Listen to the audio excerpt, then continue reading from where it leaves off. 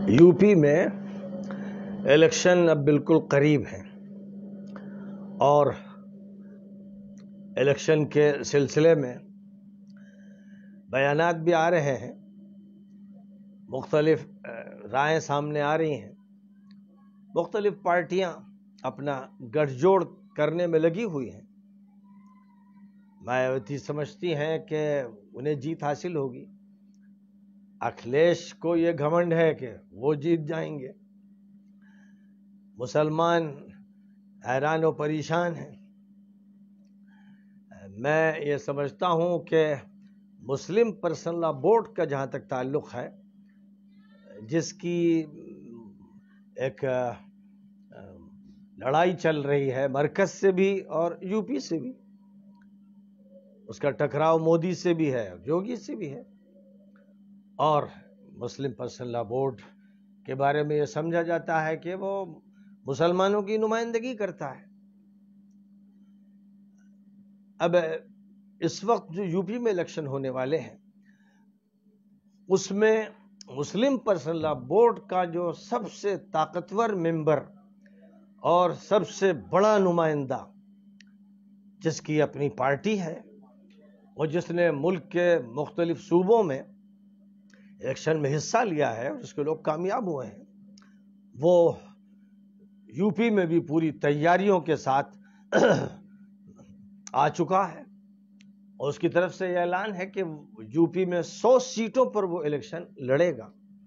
यानी जनाब असदुद्दीन ओवैसी साहब, जो मुस्लिम पर्सनल लॉ बोर्ड के सबसे ज़्यादा ताकतवर, मौसर, जुर्रतमंद नुमाइंदे हैं, पार्लियामेंट में भी उसकी नुमाइंदगी करते हैं और अवाम में भी करते हैं। और मुस्लिम पर्सनल लॉ बोर्ड का जो अजीम उशान इजलास 2018 में हैदराबाद में हुआ, उसकी मेज़बानी असदुद्दीन ओवैसी साहब ने की और ज़बरदस्त ज़ियाफ़त की।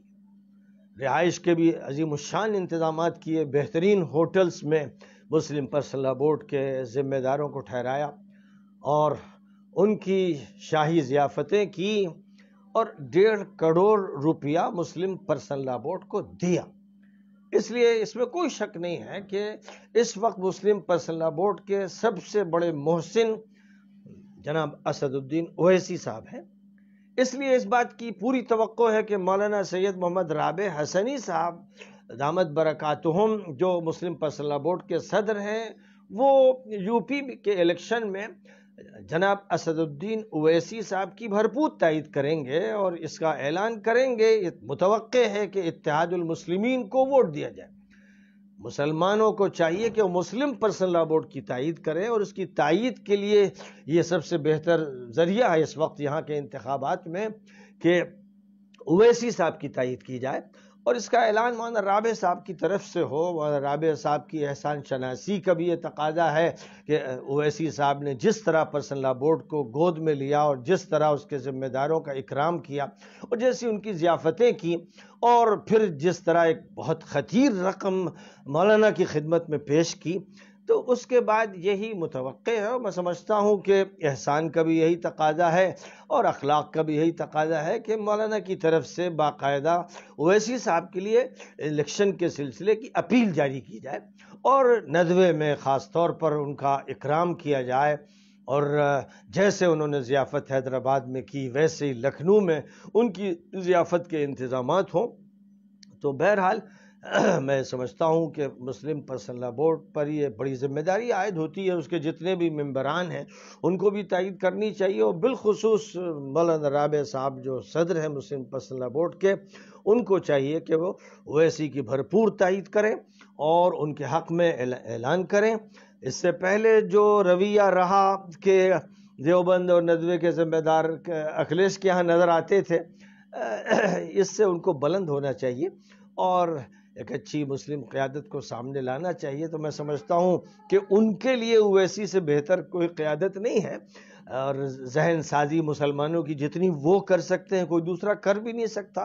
पूरी उम्मत के वो ज़िम्मेदार हैं और वही नुमाइंदगी करते हैं। پرسنل لا کی بھی اور شریعت کی بھی. اس لیے میں سمجھتا ہوں کہ اس وقت مولانا رابع صاحب کی طرف سے اعلان آنا چاہیے کہ سارے مسلمان یو پی میں اویسی صاحب کی تائید کریں. اور پھر چونکہ بات یہ بھی آ رہی ہے کہ اوم پرکاش راج بھر بھی ان کے ساتھ ہے اور بھی کچھ پارٹی آ رہی ہے، تو اس طرح ایس سی اور S T O B C وغیرہ بھی شامل ہو جائیں گی، تو ایک سیکولر صورتحال ہوگی. اور اس میں وہ مسلم پرسنل لا بورڈ پر خاص طور پر حق رکھتے ہیں اویسی صاحب کہ ان کا استقبال کیا جائے اور ان کے حق میں اعلان کیا جائے، اور یہ استقبال مولانا رابع صاحب کی طرف سے خاص طور پر کیا جائے. اس لیے میں اپیل کر رہا ہوں. ظاہر ہے کہ میری یہ اپیل تو اصلاً صدر مسلم پرسنل لا بورڈ سے ہو رہی ہے کہ جو بھی خدمات رہی ہیں اویسی صاحب کی، ان خدمات کا اعتراف کرتے ہوئے اس طرح کا اعلان ہو اور ان کا ساتھ دیا جائے، اور اپنی تمام شاخوں میں بات کہہ دی جائے اور تمام ممبران سے کہہ دیا جائے کہ وہ اویسی صاحب ہی کی تائید کریں، ان کے علاوہ کسی اور کی تائید نہ کریں. میں یہ سمجھتا ہوں کہ ان کے لیے یہ زیادہ بہتر شکل ہوگی. اور باقی یہ ہے کہ دیگر جو سیاسی پارٹیوں کے ذمہ دار ہیں ان کی رائے کیا ہے. میں تو ان کی رائے معلوم کر رہا ہوں اور یہ دیکھ رہا ہوں کہ جو منظرنامہ ہے وہ تو تفریقے کا ہے اور اس کا فائدہ بی جے پی کو ہوگا. اگر وہ چاہتے ہیں، پرسنل لا بورڈ کے لوگ چاہتے ہیں کہ فائدہ نہ ہو، تو ان کو چاہیے کہ ایک ایسی پارٹی کو جتا دیں، اس کو نمایاں کر دیں، اس کے بہت سے ممبران اسمبلی میں پہنچا دیں جس کی آواز سنی جائے اور جس کا اچھا اثر پڑے.